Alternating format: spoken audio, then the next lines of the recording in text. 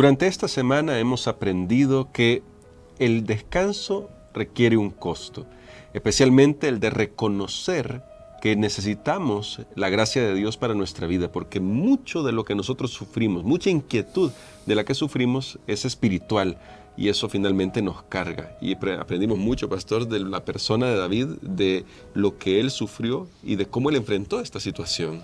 Así es. Ahora nosotros vamos a hacer un breve resumen de lo que hemos aprendido durante esta semana. Esperamos que usted también pueda aplicar cada una de las lecciones a su propia vida y pueda disfrutar del gozo de la salvación que tenemos en Jesús. Vamos a orar en primer lugar para iniciar nuestro repaso. Padre querido, venimos ante tu presencia, agradecidos porque cada día hemos aprendido mucho de tu palabra y hemos aprendido de la forma en que tú tratas con aquellos que fallamos, que pecamos, pero también las consecuencias que esto trae a nuestra vida y cómo quieres librarnos de la angustia, del dolor, de la inquietud para que podamos tener paz incluso en medio de las consecuencias del mal. En tus manos de amor estamos, pues, por Jesús. Amén. Amén. Lo que vimos en la lección de la semana, pastor, nos indica que David definitivamente fue una persona que se confesó, no disculpó su pecado, lo hizo abiertamente. Incluso hay un pasaje escrito por Elena de White que destaca esto, el arrepentimiento sincero y profundo de David. Entonces, me llama mucho la atención lo siguiente, pastor. Hay algunas preguntas que sí me gustaría que podamos resolver en este resumen. ¿Cómo podemos encontrar el equilibrio entre reconocer nuestra pecaminosidad inherente y nuestra necesidad de perdón y al mismo tiempo vivir como hijos e hijas de Dios, perdonados por Dios? Es decir, somos pecadores. ¿Cómo podemos experimentar ese perdón y vivir con ese perdón? Creo que tiene que ser algo continuo. De hecho, tenemos que reconocer, Dios ya me perdonó a mí. Y cuando yo acepto ese perdón, es más, tal vez esto a algunos les cuesta aceptarlo, yo lo sé. Pero sabe que todos tus pecados de ayer, de hoy y de mañana ya están perdonados. Están perdonados en la cruz del Calvario. Ahora, no significa, bueno, ahorita voy y cometo un error porque hay consecuencias. Si no, repase por favor la lección de esta semana. No es sencillo el pecado, pero ya están perdonados. Si yo tengo que aferrarme, cada vez que yo voy a Jesús, que yo estoy en una relación con Él, yo recibo esa gracia. De hecho, ¿qué está haciendo Jesús en el cielo? Él está aplicando lo que logró en la cruz del Calvario, allá como nuestro sumo sacerdote. Él, cada vez que yo voy, confieso, pido perdón, Él aplica esos méritos que ganó en su sacrificio perfecto una sola vez y para siempre. Entonces, creo que la situación y la circunstancia del cristiano es vivir rodeado en una atmósfera permanente de perdón, de gracia, que no hay ningún momento de nuestra vida que podamos decir, no, yo hoy este día no necesito perdón porque hice todo bien. Creo que no, siempre necesitaremos perdón, pero sí tenemos que reconocer que hay acciones que conllevan a consecuencias más grandes que otras acciones. Y ahora, pastor, hablando de esas consecuencias, porque lo vimos en el caso de David, él recibió el perdón, se le aseguró el perdón a David, pero de todas maneras, eso no quitó el hecho de que se acostó con Betsabé, que se murió el niño que habían tenido, que Urías murió.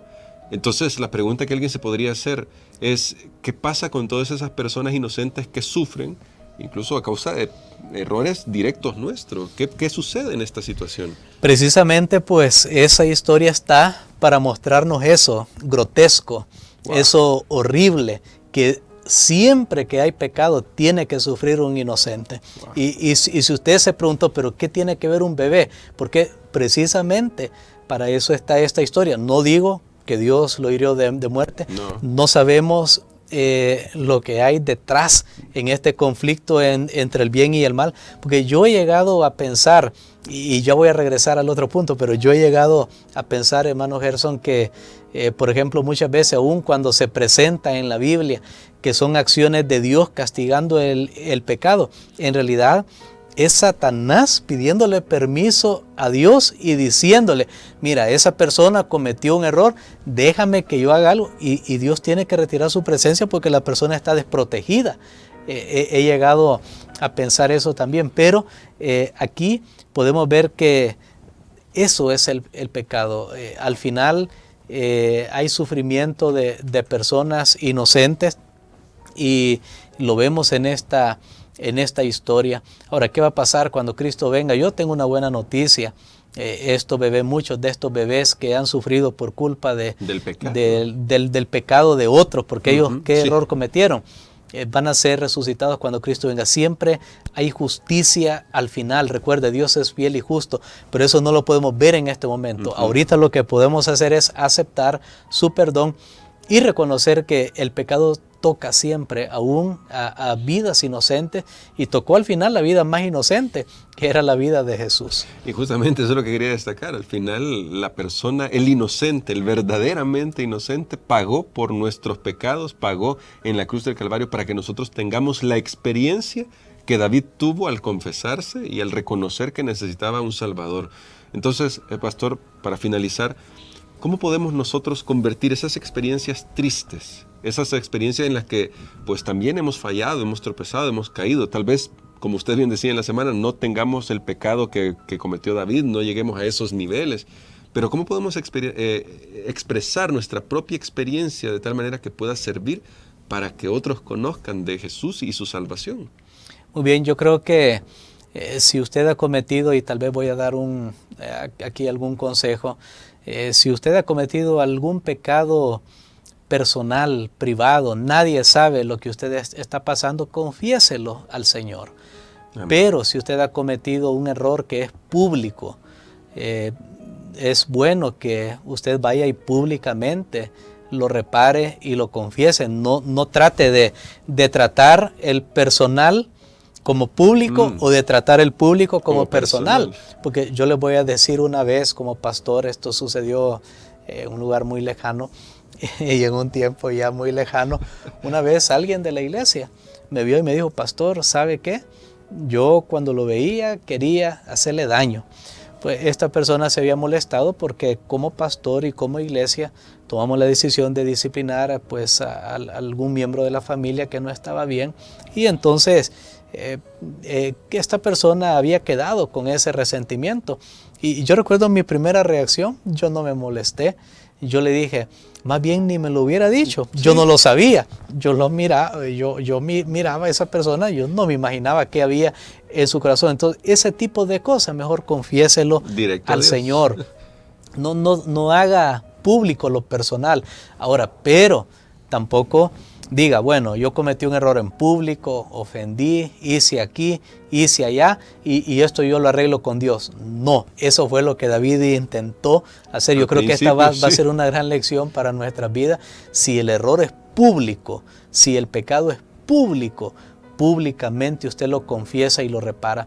Y al punto de que si usted necesita renovar su pacto con Jesús a través del bautismo, es bueno hacerlo, porque muchas personas vienen y entonces, o algunos, podemos decirlo mejor, o algunos vienen y andan haciendo cosas públicamente que van en contra de los principios de la palabra de Dios, habiendo sido miembros de la iglesia, y luego dicen, no, yo ¿por qué tengo que volver a bautizarme? Bueno, precisamente por eso, porque si públicamente se ha dado un mal ejemplo, públicamente se debe tratar de reparar el daño. Excelente, pastor. Gracias por el consejo, además, porque nos ayuda a clarificar algunas cosas que hemos aprendido durante esta semana. Y a usted que está viendo esta transmisión o que está escuchando Radio Adventista, le pedimos también que le permita al Señor Jesús entrar en su corazón. Él tiene grandes bendiciones para nuestras vidas, pero debemos reconocer nuestra necesidad de Él. Y creo, pastor, que podemos orar por lo que hemos aprendido esta semana y pedirle a Dios que nos ayude a hacer nuestra propia parte como lo hizo David. Muy bien, vamos a orar.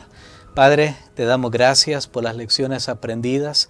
Queremos encontrar reposo en ti, Señor, y sabemos que es el único lugar donde lo vamos a hallar.